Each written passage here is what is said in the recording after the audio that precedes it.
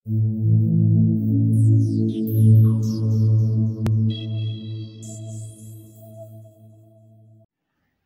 достар, сіздермен Easy Медицина каналы. Бүгінгі талқыланатын тақырып желшешек, яғни ветрянка.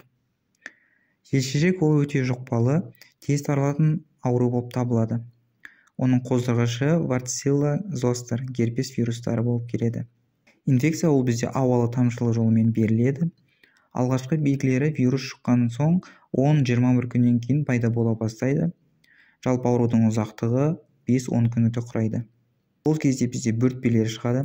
Бөртпелер ақ, көпіршік түрінде болуы мүмкін.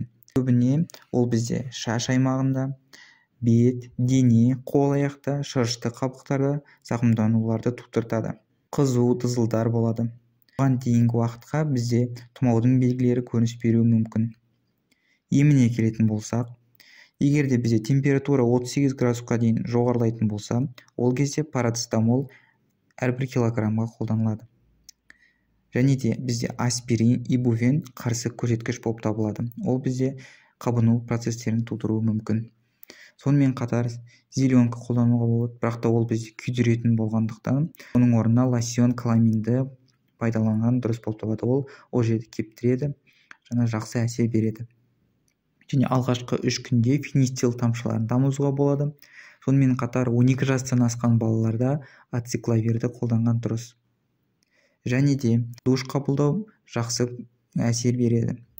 Ол бізде ыстық емес болу керек, және қатты мочалкалармен ысуға болмайды. Ол 2 күнде бір рет түсіп тұрған дұрыс.